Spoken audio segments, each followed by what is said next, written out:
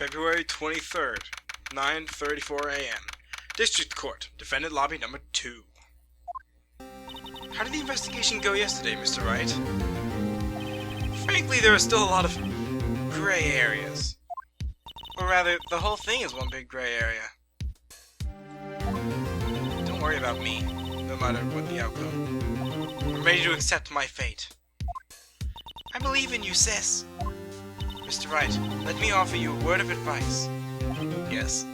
A defense attorney should never believe their client. The defendant is called to trial because they are suspected of wrongdoing. Never forget that. Miss Skye, you remind me a lot of Maya. But there's one decisive difference between you and her. And that is, you're not a defense attorney. I believe it's almost time for the trial. Good luck, Mr. Wright. My first trial without a Faye helping me. No one's going to bail me out of this time. I'll be alone in there. But wait, don't forget about me. I'm Luigi Van 64D here, doing a Let's Play of Phoenix Wright Ace Attorney, Rise from the Ashes. I'm here too. So I have to discover the truth all by myself. I said I'm right here! Let's do it, Mr. Wright. I'll be with you the whole way. And she's here too. February 23rd, 10 a.m. District Court, courtroom number 9. Good old times. The court is now in session for the trial of Miss Lana Skye. The defense is ready, Your Honor. The prosecution has been ready for a while, Your Honor. Edgeworth. I haven't been in court since Edgeworth's trial. It's been a while now. I hope that personal feelings will not be a part of the proceedings today, Mr. Wright. I will choose the path I think is right, regardless of what those around me might say. The judgment to be made here is in our hands, not those of anyone else. Very well, Mr. Edgeworth. Your opening statement, please. Chief Prosecutor Lana Skye has committed an unpardonable crime. Not only this, but she was rash enough to commit it in the prosecutor's office lot. Wow, he's much more forceful in person. I suddenly feel like confessing to everything. However, she will now pay for her rashness with her life. There was a witness to her crime. A professional witness. Well then, call your first witness, Mr. Edgeworth. The prosecution calls its first witness, Miss Angel Starr, to the stand. The cough-up queen?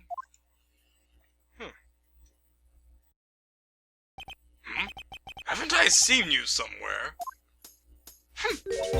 You ordered the caviar lunch, right? Oh, caviar! I haven't eaten caviar before. The judge is really wolfing it down. Oh, and for you, I have a Fiesta bowl. Thanks. Will the witness state her name and profession? Ah, and you, sir? Did you order the fingerprint lunchbox? It is too early for lunch. Your name and profession, please. Well, Your Honor, how does it taste? So this is why everyone raves about caviar. It's so tasty it hurts! I always thought caviar would taste like pickled tapioca. What the heck does pickled tapioca taste like? Name! Profession! Now! Me? The name is Angel Starr. Don't go forgetting it. I find myself running Lunchland these days. Is that what you wanted me to say, Mr. Edgeworth? Very well, witness. Please describe the incident to us. The prosecution will wait. I'm not finished eating. Hurry it up! Very well, Mr. Edgeworth. As you know, we usually call on the police to provide the description of the crime. Your Honor, as Mr. Edgeworth has said to the court, I am a professional. What exactly does that mean? Until 2 years ago, Miss Angel Starr was a special investigator with the police. She was a first-rate homicide detective. What? Miss Starr was a detective? Ah! I know who you are! Cough up? Cough up, Queen Angel Starr, Your Honor. Long time no see. Very well. You may continue with the description, Miss Starr. Just who is this lady? If I might have the court's attention over here. The parking lot at the prosecutor's office is divided into 2 blocks.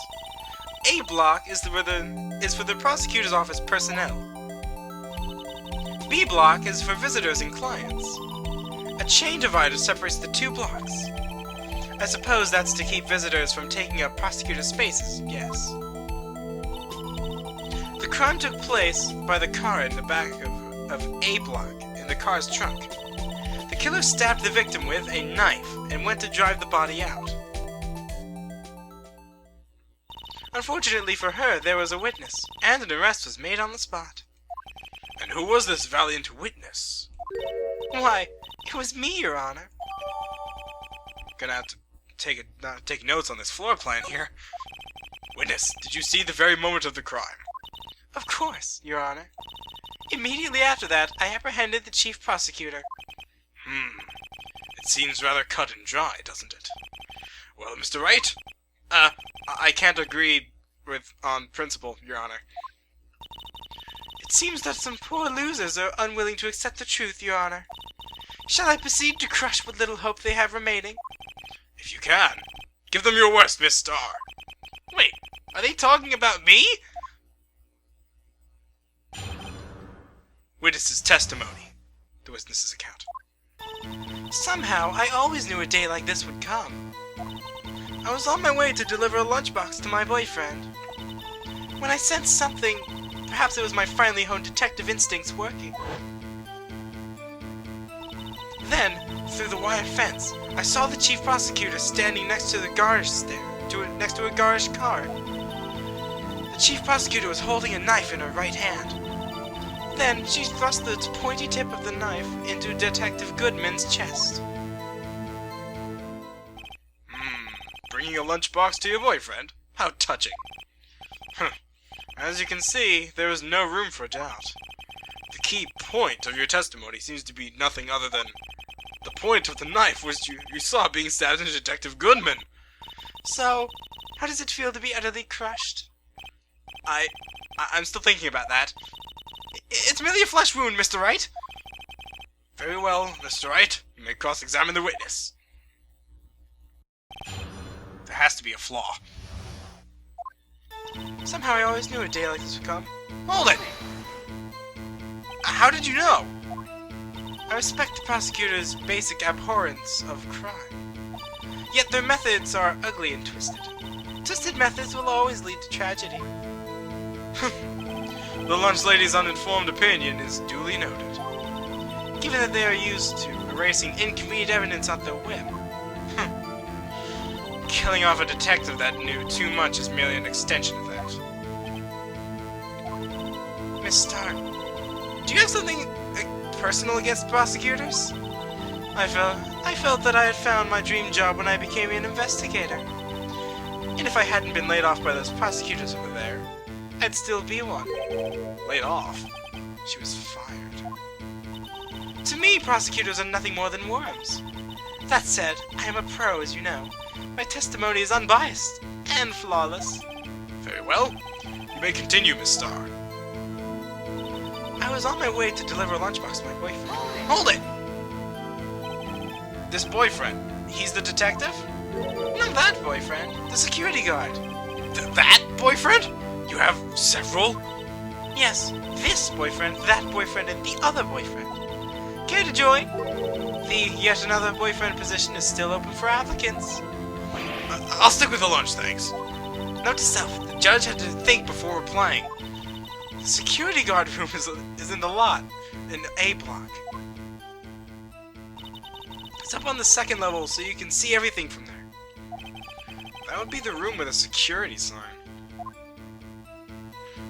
Incidentally, did you bring your lunchboxes by car? Since I'm a visitor now, I parked in B block. So, she was in B block when she witnessed the crime. When I sense something, perhaps it was my friendly home detective instincts working. Hold it! Wait, you sensed something? So you're saying you had a premonition of the murder? It felt like... how would you say? Oh yes. It was like the feeling you get when you view a pumpkin chock full of seeds. I have no idea what that means. Speaking of a detective's instincts, wasn't the victim, Mr. Bruce Goodman, also a detective? Yes, well, he was like a young cheese. A young cheese?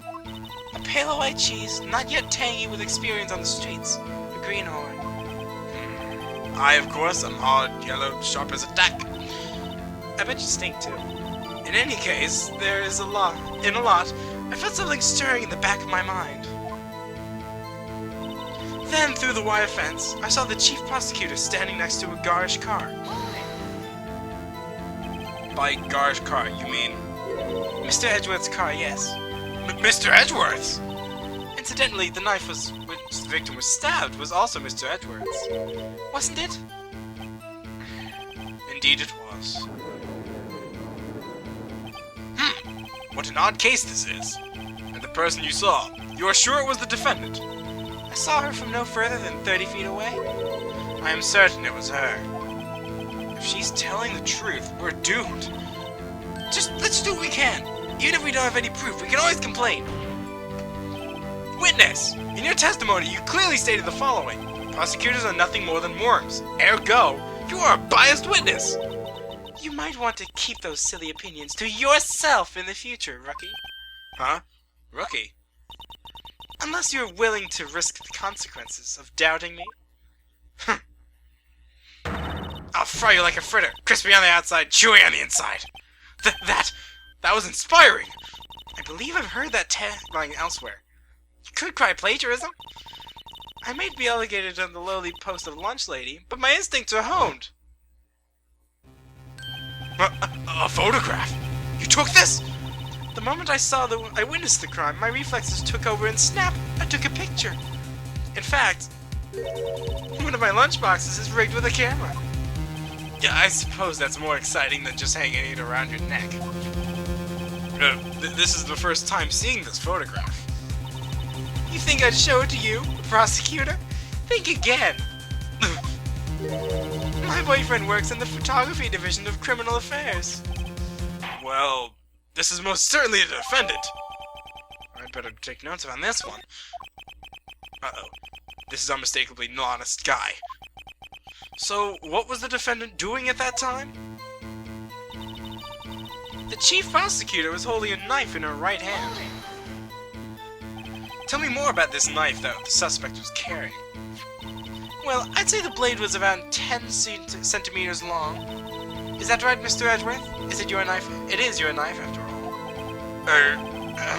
Yes, that's about right. Prosecutors are, by nature, well versed in the location of a man's vital organs. I'm sure it was easier than boiling an egg for my egg salad surprise set. You can't testify as to her ability to kill an egg. I mean, a person.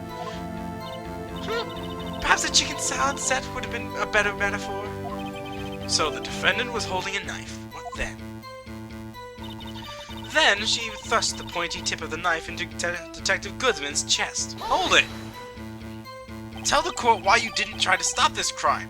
You did see her raise the knife and strike, no? The defense has a point. Unfortunately, by the time I realized what was going on, it was already too late. Too late? Yes. The next moment, the chief prosecutor brought down the murder weapon. I see. It's only a flesh wound, Mr. Wright. We can make it. You said that before. Anything else? Scientifically speaking, Mr. Starr's testimony is flawless. Sounds pretty fatal to me. What do we do? Is that it? Is my sister guilty? Let's just keep our heads cool and press the witness a bit, shall we? For some reason, having her panicking next to me makes me calmer. Don't smile like that! Alright, so there has to be some sort of flaw in her testimony. She's delivering the lunchbox to her boyfriend. She said something's wrong with her finally on detective skills at work. She says she saw through a wire fence. She saw the chief prosecutor standing next to a garage car. Through a wire fence? a wire fence. Wait a minute. This is that wire fence. Yeah, this is the wire fence she's talking about. Something doesn't make sense here. Something doesn't make sense here. There's something wrong with this. She's on her way to deliver a lunchbox to her boyfriend. There's just a wire fence. But I don't know, there's just something odd about this.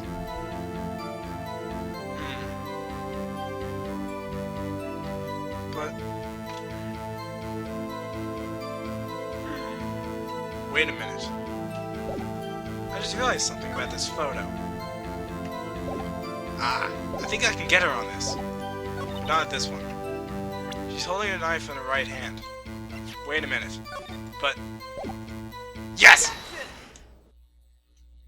And you witnessed this? You saw Miss Sky stab the victim with a knife.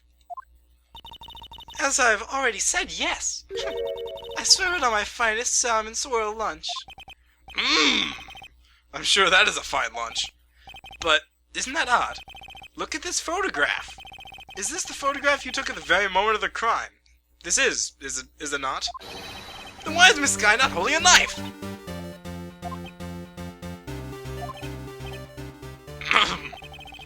Mr. Edgeworth, your thoughts? Objection. Let's be a little careful with our evidence, shall we? Is it you who needs to be more careful? It is you who needs to be more careful, Mr. Wright. What do you mean, Mr. Edgeworth? This photograph was not taken the moment before the stabbing. This was taken the moment after the stabbing. Objection! But how can you tell that? Blood splatter. Huh? See the dark crimson stain on the chief prosecutor's coat? It's a black and white photograph. Ah, yes, it's hard to tell, but this could be blood. Well, Mr. Wright, I see no problem here. No problem, except you. Mr. Wright, are you going to just sit there and take this kind of abuse? You got a better idea? Well, yes! Wait! This contradicts what the witness said in her testimony. Namely, that she took the picture at the moment she witnessed the crime. Well, it seems I was slightly unclear. My apologies. That's it? If you run out of lunch, you order seconds. Problem solved. If you don't like it, try ordering the jumbo-sized lunch from the get-go. Good advice. I'm not sure I understood it, but good advice. I didn't have time to stop her. Prosecutor Sky was cold, calculating, like a robot. She killed without pain or remorse. It was a premeditated murder. Hold it! Premeditated? How do you know that? Look at the chief prosecutor's hand in the photograph. Well, are those gloves? Surgical gloves made of thin rubber, most likely. Why would she have those on? If it was not premeditated, she would not be wearing those gloves. Ah! These gloves do seem to tell a tale of premeditation. Premeditated murder? A serious offense. Witness, add this to your testimony. The murder was planned with rubber gloves. Prove it. Hold it! Well, what if she was just in the habit of wearing gloves? Like driving gloves? The gloves were admitted as evidence that the defendant was arrested. They were rubber gloves of the kind you use for autopsies. In other words, when the chief prosecutor came to the crime scene, she came to do murder. It's the only possible conclusion one can make. Huh. Everything was planned. It was just a premeditated murder. Premeditated crime. Ah! Impressive. I'm sorry they took you off the force, Miss Starr. This is bad. She's got them thinking it was all planned. If she can prove this claim, the trial's already over. We've got to think of a way to show that this wasn't premeditated. It's only a flesh wound, Mr. Wright. We can make it. You already said that before. Anything else? Scientifically speaking, Miss Starr's testimony is flawless. Sounds pretty fatal to me. What do we do? Is this it? Is my sister guilty? Let's just keep our heads cool and press the witness a bit. For some reason, having her panicking next to me makes it calmer. Don't smile at me like that! Alright. I just gotta prove that... This is simple. I just need to prove that this wasn't planned, premeditated. Well, what do I have to do that? Well, the parking stop isn't enough. That was just timing. She could have been waiting for Miles Edgeworth's car to just do that. And she was waiting for him, so she must have had a way to murder him easily. Wait a second. I got it! Objection! Witness, do you know what this is? Are you trying to test me? I sell lunchboxes for a living, you know. That's a knife. The knife. The knife that was in Mr. Edgeworth's trunk. Indeed, it is my knife. What's with this case? The bloody murder weapon, a red car, all belonging to the prosecutor there. The defendant is the chief prosecutor of the district, right? Mommy, are those prosecutors bad people? Ugh! The defense has a request. We ask that the witness provides an accurate testimony. What's that, rookie? In your testimony, you stated that Lana Skye planned this murder. And that's why she was wearing the special gloves. Seems like a natural conclusion to me. The gloves do indicate planning. However, why would she not also prepare the most important thing? The murder weapon. Oh! This knife just happened to be at the trunk of that car. Ladies and gentlemen, if you're going to plan a murder, you don't forget the weapon!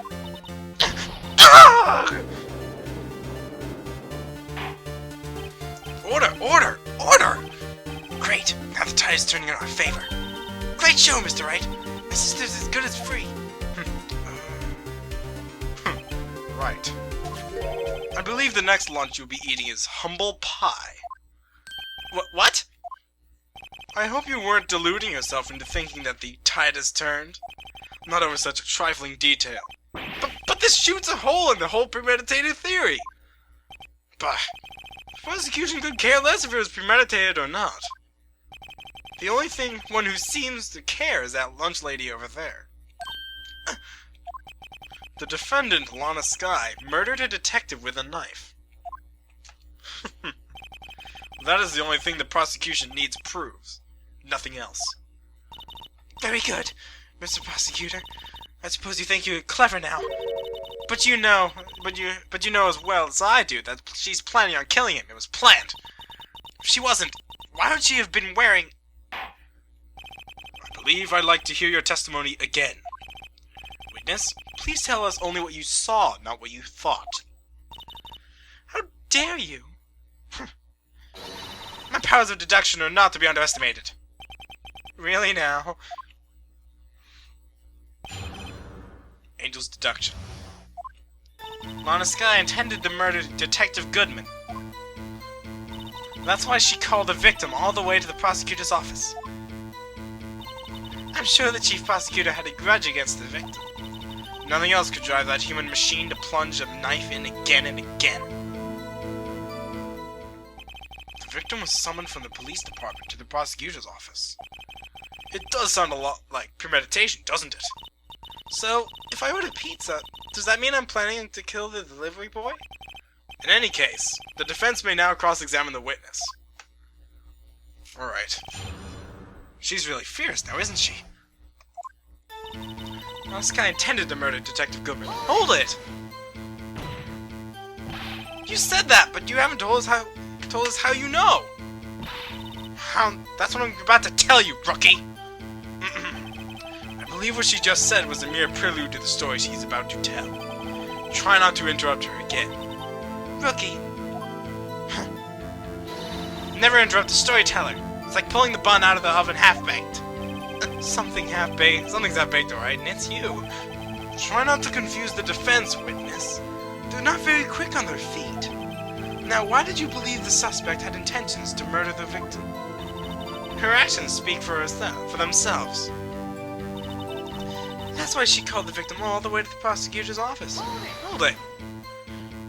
You have no proof that Miss Skye called him there. You have no proof that she didn't. Miss Edgeworth, thoughts? There is no record of a call made on the defendant's, Miss Lana Sky's phone. She might have written him a letter. Come on! You could have tried public phone first, at least. In any case, the victim came to the prosecutor's office where he was murdered. I'm sure he had a reason to be there. Witness, why do you think it was so important? Why do you think it was the suspect who summoned the victim that day?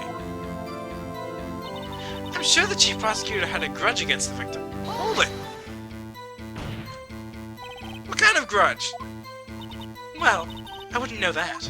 Of course you don't! That's because she doesn't have a grudge! Rookie. I have a lunchbox here. Now, what's inside? How am I supposed to know? See? We agree there's a lunchbox here, but we don't know what's inside. A person's life is like a lunchbox with pretzels. Don't you agree? I get it! That's why my lunch was so salty! This judge isn't very good with metaphors. The suspect had a grudge against Detective Goodman. Will you tell us your basis for thinking this? It's simple. Nothing else could drive that human machine to plunge the knife in again and again. Again and again. Again and again. Again and again. Again and again! Hold it! Objection! You say she stabbed him again and again. But you couldn't have witnessed that! Are you testing me? Then I'll test you. With my moss surprise! I'm afraid the moss is growing under our feet as we wait, Miss Starr. Huh? What do you mean? I shouldn't have to explain this, but take a look.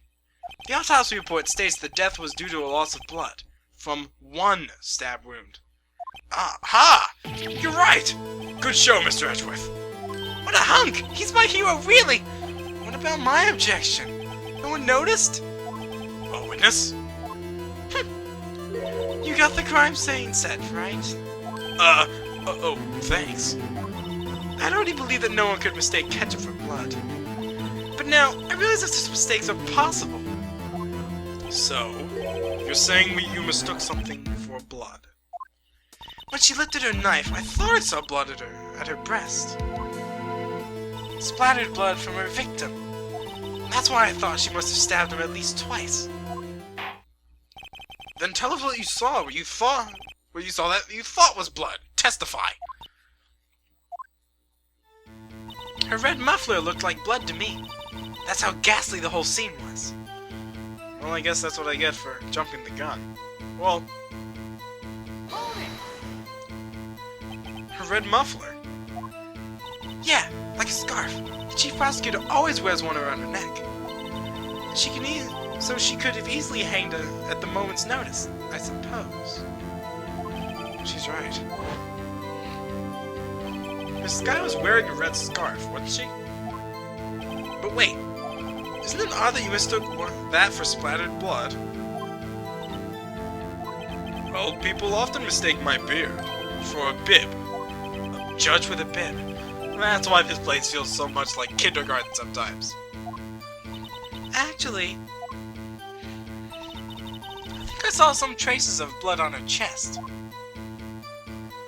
However, the autopsy report is clear on this matter. There was only one knife wound. Apparently, Miss Starr isn't entirely sure of her own testimony. Mr. Wright, this is our chance! Chance for what, I wonder? Miss Starr has turned out to be such a short-tempered as she looks when we met her. Challenging her abilities as the detective really sets her off. The short wig burns out the fastest. It's a scientific fact. I wonder, wouldn't it depend on the size of the candle? I mean, add more wax, and even a really short wick will burn longer. Obviously, more scientific testing is required. So if she intended to murder Goodman, called her out, grudged. A red muffler. Something doesn't seem right. Ha! Hold it! Miss Starr, I demand an explanation! The witness is clearly not suited for detective work. What? The suspect was not wearing a scarf or muffler of any kind when she was stabbed the victim. And you've proved it yourself with this photograph. Huh? But that can't be! Only a true professional could be so clueless. I'm sure you'll make a good lunch lady, have no fear. Harsh words, but good. In the end, Mr. Edgeworth prevails. What was my objection? Chopped liver? But it was there. A scarf. No, not that, but something red. Really. Well now, where were we? The witness had given us an entertaining interlude, but now back to business. What? Very well, witness. Continue your testimony. You saw the crime and apprehended the suspect. Tell us about that. Very well. I do remember some things accurately, at least. Ultimately, we couldn't shake the most important part of her testimony. The most important part? The part where your sister stabs the victim. This next testimony might be just the moment of truth. Apprehending the suspect. After the murder, the suspect attempted to run behind the partition off to her side. I quickly caught her, explained her rights to her, and arrested her on the spot. Ah yes, when I arrested her, she mentioned the muffler. That's what had me confused about in my earlier testimony. The chief prosecutor made an escape, but against Angel Starr, resistance is futile. You are quite determined about this scarf, aren't you? I strike like a snake and bite like a cobra. That's me, Angel Starr. That wasn't a very good metaphor. First of all, a cobra is a kind of snake. Don't bother me with details unless you want to get bitten. No thanks. Note to self: Attorney Wright gets bitten by snake. Chief prosecutor tried to resist, but her efforts were in vain. She knocked my hands aside, knocked over an oil drum. Oil drum? Hard to imagine. Oh, she's beautiful but deadly. A predator, this one. A leopard woman. Rawr. Very well, Mr. Wright. Your cross-examination, if you will. She's slipping. There has to be something. After the murder, the suspect attempted to run behind the partition to her side. Oh, wait. So where is this partition on the floor plans? I'm sure she means this wall next to the car. That's right. There was a wall there, about 6 feet high. She was obviously trying to hide herself. What a natural thing for a criminal to do. And what did you do then? I quickly caught her, explained her rights to her, and arrested her on the spot. You say quickly. Were you close to the suspect? As I just said, I was only 30 feet away from her the whole time. Maybe I should press her for more details? No, I need a little more information. I'd like to see this on the floor plans, just to be safe. The lunch lady's car... The lunch lane car was... She was a visitor, thus she was parked in B block. So you witnessed the murder from here? That would make it about 30 feet from the car, yes. That was correct, Miss Starr? Yes, that's right. But there was a chain link fence in the front of you? I went over it, of course. Amazing! The cough-up green lunch lady athlete, indeed! It would have taken her a little time to climb over the fence. So she couldn't have gotten to my sister that fast. Yeah, that fence was about 9 feet high, too. How come this guy didn't get away? When I arrested her, she mentioned the muffler. Seriously? She mentioned the muffler. What exactly did she say? If I remembered exactly, I would have told you in my testimony. Cheeky. Anyway, all I heard was her say the word muffler. Just that one word. So, what you heard wasn't the suspect talking to you, but to someone else? Yes, the chief prosecutor was talking on her phone. Her phone? You mean this cell phone? Wait. By phone, do you mean this cell phone discovered at the crime scene? Why do I have it? Yes, ultimately. Ultimately? My memory. It's like a salmon heading upstream, you see. No, the court doesn't see, Miss Starr. The chief prosecutor first attempted to use the phone hanging on the wall. On the wall? That's right! Near the car, there was an emergency phone on the wall. Apparently it was out of order, and so she used her cell phone. Indeed, the emergency phone was out of order that day. Good witnessing, witness! Good witnessing? Whatever happened to good testifying? You should of course add this to your testimony. The things I do to please these rookie defense attorney. Now I have some extra stuff from his cell phone.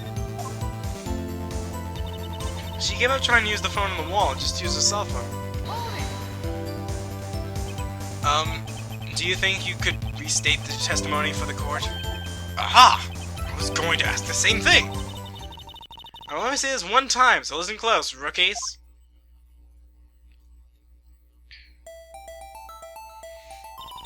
The chief prosecutor stabbed the victim and ran behind the partition.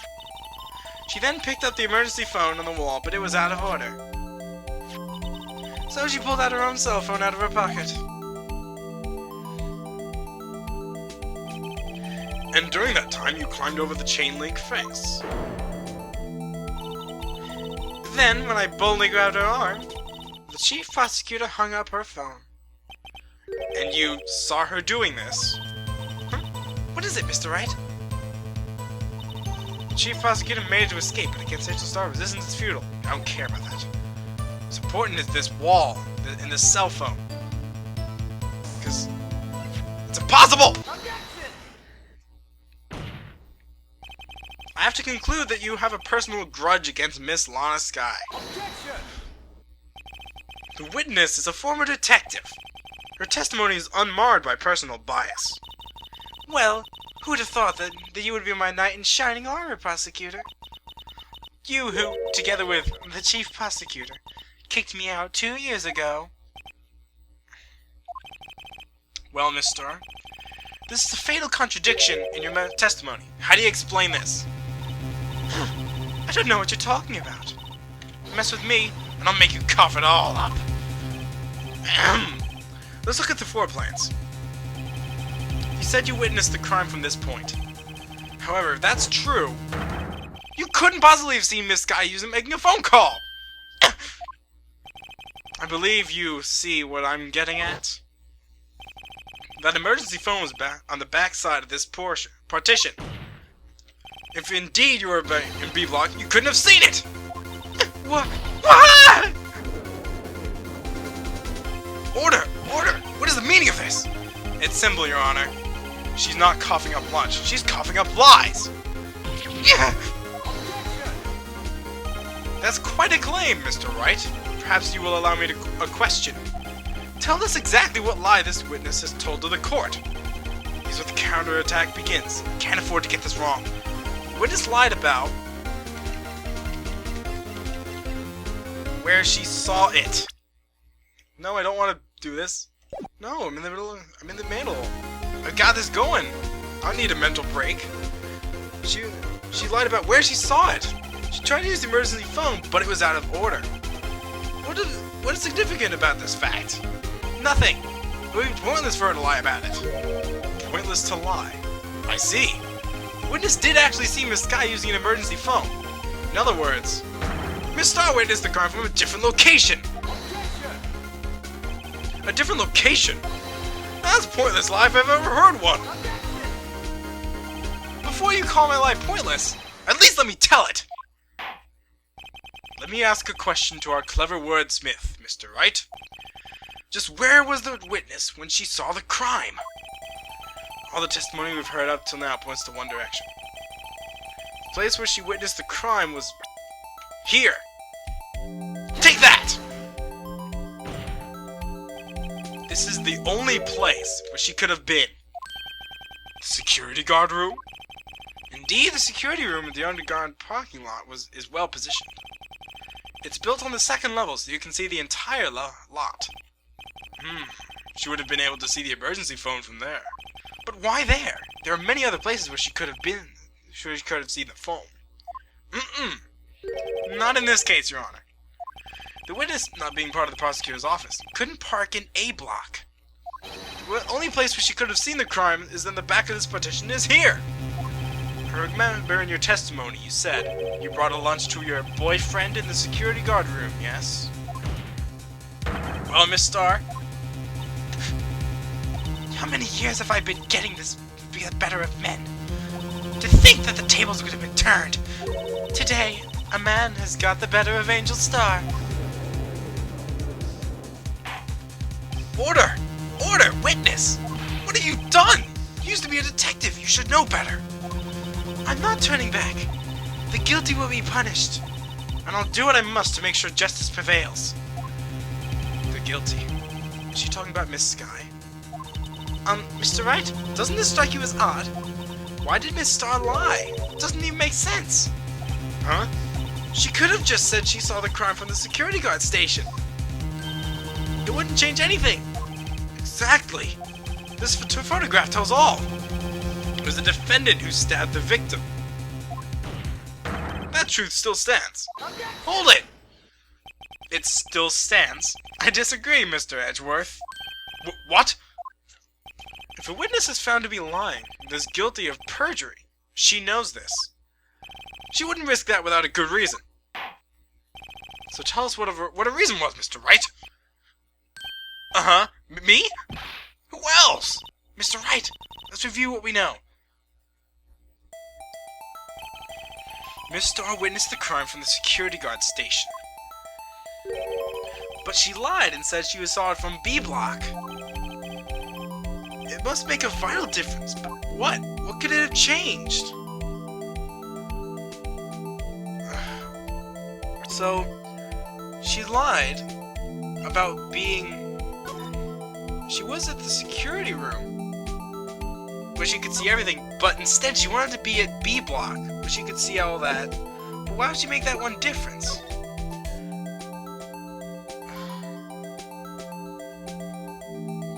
It doesn't make much sense to me. But there has to be a reason. That would change...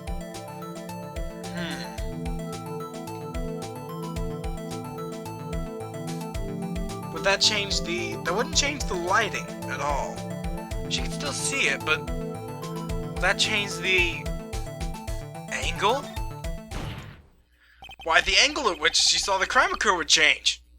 The angle? What do you mean? The security guard station is on the second floor, and, she would have sort of had a more 3D view of the crime. And this is important. Why?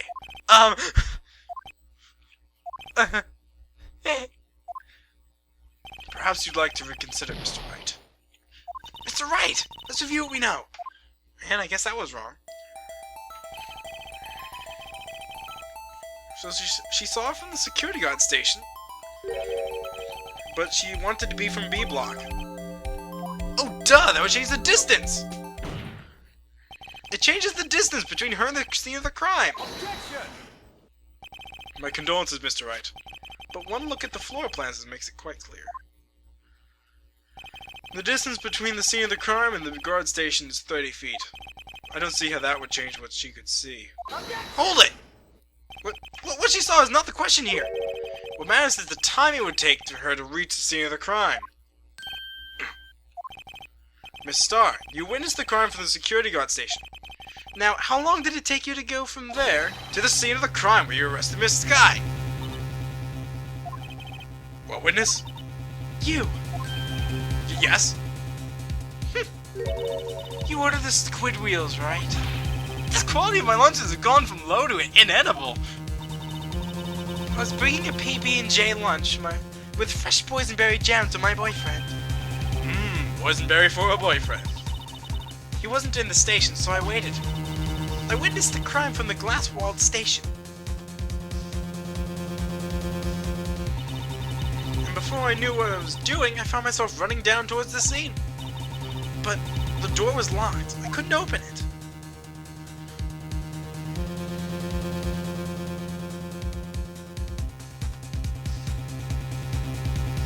There we go. That's why I had to go through the visitors' parking lot in B block. That's quite a detour. It probably took me at least 5 minutes to get to the scene of the crime. For 5 minutes? This changes things considerably. But it was that woman over there in the defense's chair who stabbed him. I know it. I have photographic evidence. I swear it. I swear it on my finest plastic spork. You have a point. And the spork is a wonderful invention. I agree with him more, but Judge? Would you like another caviar lunch? Absolutely! Uh-oh. Mr. Wright, you have to do something! Do I have any other evidence to stop this? Yes, I do! But 5 minutes between the witnessing of the murder and the arrest. Think about it. You could make a pasta in that amount of time. If you like it al dente. I've got lunchboxes that have tie pasta into knots, rookie. A 5-minute blank. Isn't that strange? Strange? If you were a criminal, what would you do with 5 minutes, Your Honor? Well, I guess I'd flee the scene. Hey!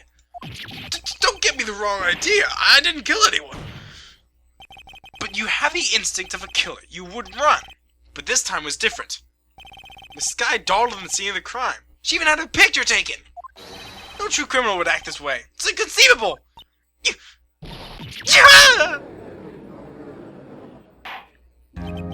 Well then, it seems we've come to the end of this testimony. She has a grudge against the defendant, and there is a blank in her testimony.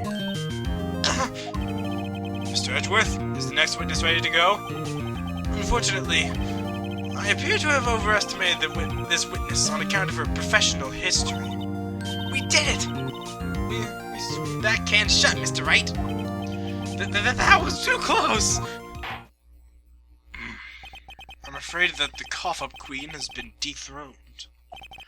And with that, court is adjourned. Huh? Mr. Edgeworth, you ordered the squid wheels, right? That's the ones you tried to foist off on me! I prefer not to take the defense team's leftovers. Anything else to say? I might be able to save you. I have decisive evidence. What was that? Is that another one of her trick lunchboxes? My apologies, but we have no further questions to ask of you, Mr. Starr. Miss Starr. Is this your jumbo lunchbox? Woohoo! A triple-decker! Out of deference to the witness's determination, I allow one more testimony. Let's hear about this decisive evidence. Like the Lunchland motto says, you won't be disappointed. What's she going to pull out of her lunchbox this time? This decisive evidence?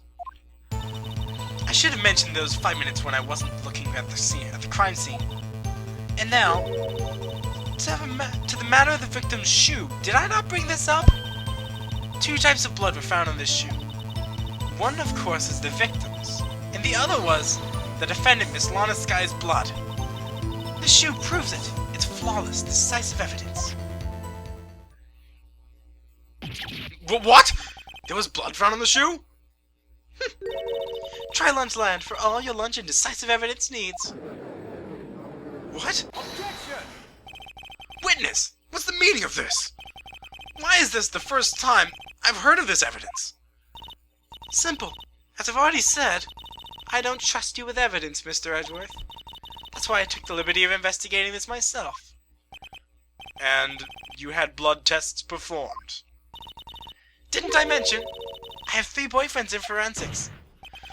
In any case, Your Honor, I can't accept this as evidence. What? You should know that 2 rules of evidence law, Miss Starr. Rule 1. No evidence shall be shown without the approval of the police department. In other words, the shoe is illegal evidence, at least for the time being. Is that right, Mr. Wright? It seems so. Edgeworth sure is celebrating. Not so fast, Mr. Edgeworth. Don't forget, I used to be a detective. As I mentioned previously, this shoe has already been tested by a member of the forensics department. As you can see, it was approved by the police department as of today. Even the general public can provide official evidence, Mr. Edgeworth. Is that right, Mr. Wright? It seems so. Edgeworth is looking pretty sullen. You can do at least study some evidence law, really? The prosecution's complaints notwithstanding, it appears that this evidence satisfies the first rule of evidence law. Well, it seems you have yet another count against you, witness. Anything to ensure that the guilty is properly judged. I better take a note about this shoe. Very well, Mr. Wright, you may cross-examine the witness. Okay, this is the last bit, right? I should have mentioned those 5 minutes where I wasn't looking at the crime scene. I gotta take a look at this shoe. This was just added, right? White enamel shoe bears traces of blood from a Goodman and Lana sky. Let's look at the shoe a little better. I guess this is Goodman's shoe. Nothing inside it. But there's definitely traces of blood. This blood, it's my sister's, right? It appears so. Lana's right hand is bandaged when I saw her in jail. She must have cut herself at the time of the crime. Poor sis. Where's the other? Ugh! There's blood here too! On the sole of the shoe? It's gotta be the victim's. He must have stepped in a puddle of his own blood. All this blood, it's horrible. Huh. This blood might be an important clue. Especially the one on the bottom. For now, I'll just have to press the witness. Why did you lie about those 5 minutes? I guess you could say, I just wanted the people to look at the results. The results. How many times do I have to say this? I saw the chief prosecutor stab the victim before my very own eyes. Compared to that, the 5-minute blank means nothing. Then why didn't you just tell the truth? Don't make me laugh. We're dealing with the most untrustworthy of vile lot known as prosecutors. Falsified evidence, arranged testimonies, raising and manipulating evidence. When you fight monsters, you need to use every trick in the book. This is when the suspect is admitting she did it. False testimony is the most despicable crime of all, Miss Starr. Let's just get this over with. And now to the matter of the victim's shoe. Did I not bring this up? I'm not. Nah, why not? And you found the shoe at the scene of the crime? I detained the chief prosecutor and notified the police department. I wanted to make myself useful while I was waiting for the police to arrive. So, like an ill-trained pooch, you snuck off with a shoe. I was afraid someone would erase the chief prosecutor's crime. The shoe was my secret weapon, if that should happen. See that fashionable basket I have here? It carries more than lunchboxes, gentlemen. I'm happy for you and your lunchbox bag, really. In any case, you removed valuable evidence from the scene of the crime. Now tell us what you did next. I think I did that too with the cell phone. 2 types of blood were found in the shoe. One was the victim. Of course, with the victims. Hold it! So, you brought it to the forensics department? If you're going to submit something as evidence in court, you need its approval. To do that, evidence must be analyzed by a forensics expert. And she got away with her little coup because she used to be a detective. The shoe does appear to have bloodstains on it. Makes sense. After all, the man was stabbed here. And that blood belongs to the victim, Detective Goodman? As I said, there were 2 types of blood found on the shoe. And the other was the defendant, Miss Lana Sky's blood. Whoa! You can't say for sure the blood belongs to the victim with a blood test. You claim to know something about blood tests, rookie? Well, speak up! Well, blood comes in 4 types. A, B, O, and AB. However, you can't tell from blood tests whether the murder was performed in cold blood.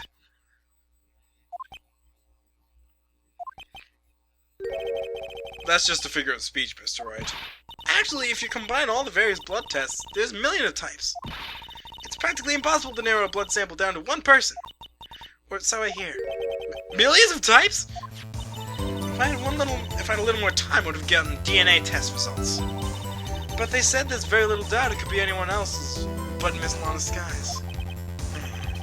So the suspect's blood was found in the victim's shoe. That ties it directly to the death of Detective Goodman. I was afraid he was going to say that.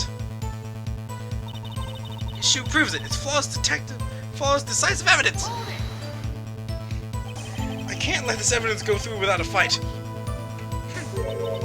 You ordered the peppered fish guts, right?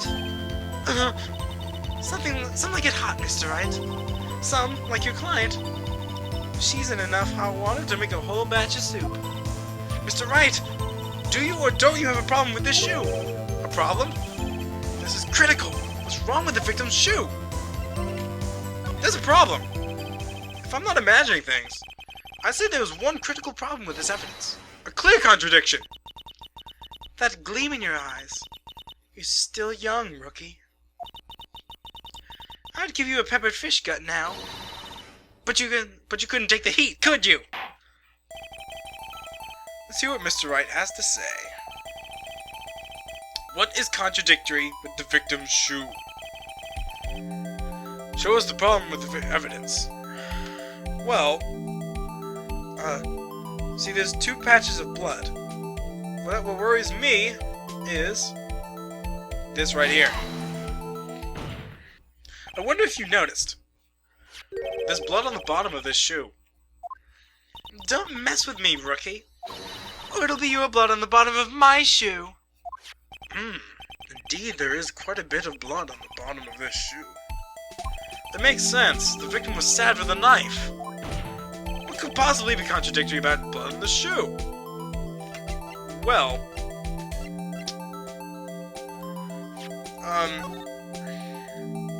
do I need to say it? Apparently I do. The problem lies in the footprint. The footprint? Note that the bottom of the victim's shoe is covered in blood. Then, isn't this strange?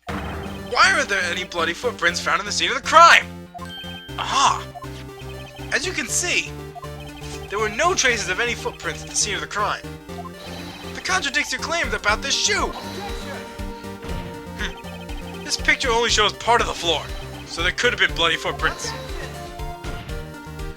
If there were bloody footprints, they would have been found. We checked the scene and found nothing of the sort.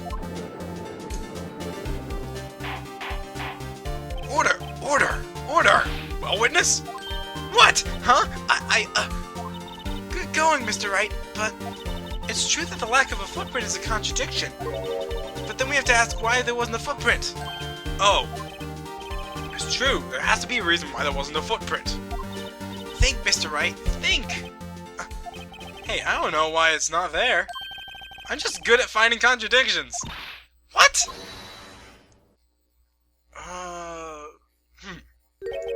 I see. Now I get it. Get what? Our witness is more devious than I gave her credit for. We were hoodwinked to the very end. But she slipped. There is one vital hint of the truth of this testimony. But what are you talking about? Think back to when she told us about apprehending the suspect. The chief prosecutor tried to resist, but her efforts were in vain. She knocked my hands aside, kicked over an oil drum. Oh, she's beautiful but deadly. A predator, this one. A leopard woman. Rawr. I thought that was a strange thing for a normally cool-headed chief to do. No kidding. Now, witness, allow me to ask a very simple question. This oil drum, was it empty? Oh, that, huh? I'm not sure I like your attitude, Mr. Edgeworth. Though apparently you're not the slowest conveyor belt in the lunchbox factory. Witness! Well? Was the oil drum empty?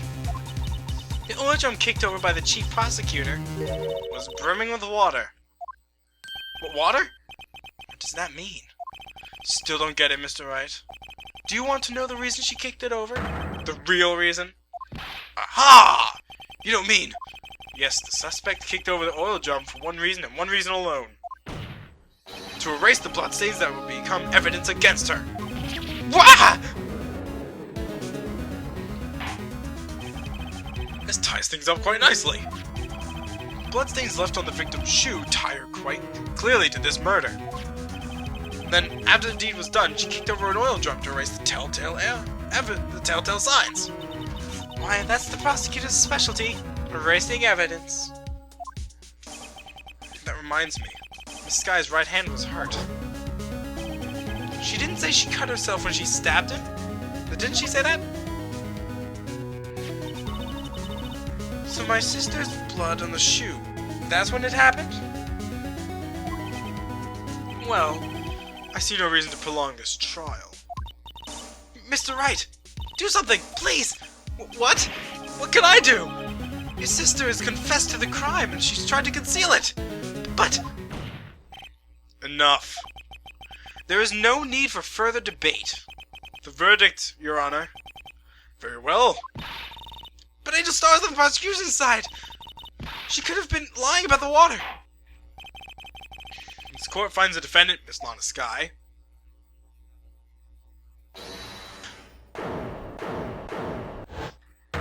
What? Little girl, what did you just say? Huh? Me?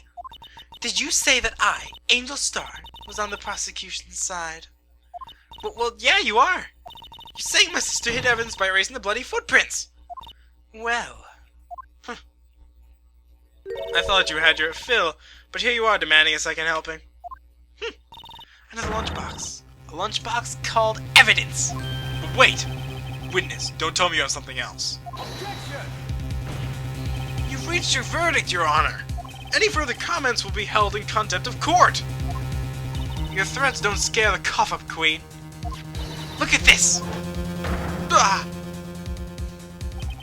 A photograph. I had this just in case anyone had the gall to suggest that the white shoe didn't belong to the victim. I see no reason for error in this evidence. Mr. Wright, wait! Look at the asphalt in this photo. Hey, it's clearly wet! Erasing the last trace of doubt from the court's mind. Immediately after the murder, the crime scene was washed with water. I'm sorry, Mr. Wright. I guess I couldn't help after all. It's not your fault. I knew I couldn't win this case from the beginning. And it seems that this is what your sister wanted anyway.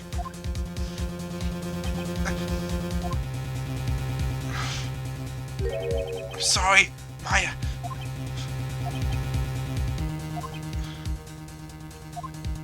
Right. Wet or not, don't be so quick to throw in the towel. Get yourself up off the asphalt. Take another good look. Don't give up. Not until the bitter end. This is the last piece of evidence. Very well. This time I'd like to declare a verdict for good. Objection! Your Honor, wait! What is it with you people? Can't I hand down my verdicts in peace anymore? Whatever it is, can it wait? No, it can't. Then it'll be too late. Look at this photograph, just the last one submitted. This trial isn't over, not until we give each piece of evidence proper consideration.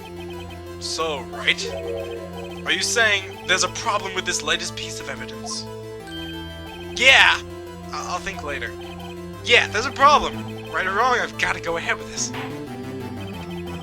I suppose since we've come this far, we should give every claim a fair shake. Very well, Mr. Wright. Show the court the problem with this photograph. All right, let's take a look here. That's why the water's wet. It's washing the blood away. That's why and the shoe's like this. That's why it was like that. That's why it still had the blood on it. He was stabbed once. He has his foot out of it.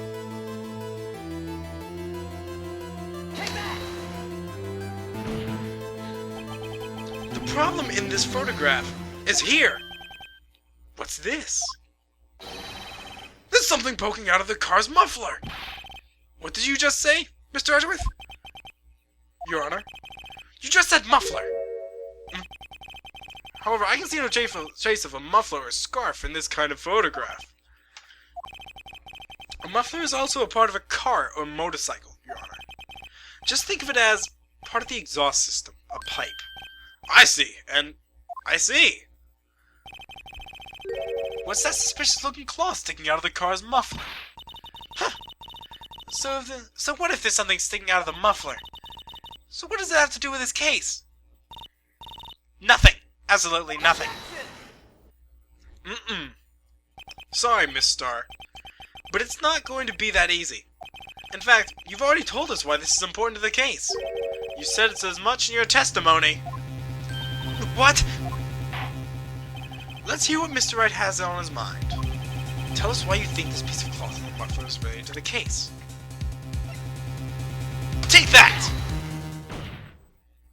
Miss Starr, recall your testimony to the court. Ah, yes. When I arrested her, she mentioned the muffler. That's what she had me confused in the earlier testimony. Muffler! Ah! Yeah! Could it be that the muffler you heard mentioned was actually this exhaust pipe? If so, that means this piece of cloth is vital evidence. Oh.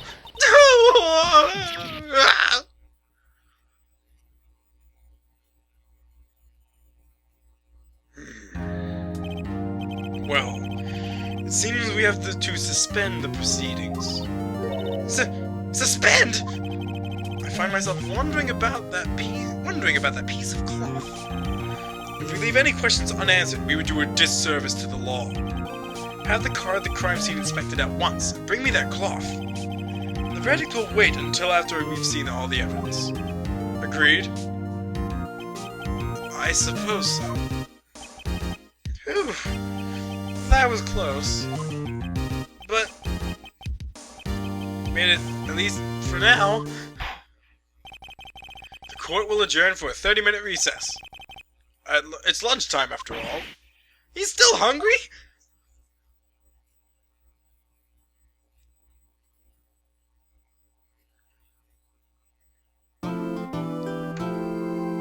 Yikes.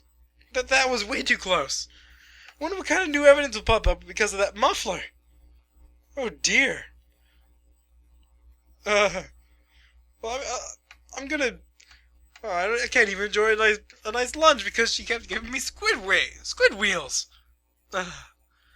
This isn't a good lunch. I'll give me a minute. So, yeah, I'll be continuing this later. I'm Luigi Van 64D, and this is Let's Play Phoenix Wright, Ace Attorney, Rise from the Ashes. See you next time. Remember, a good defense attorney always smiles, no matter how bad it gets. See you next time.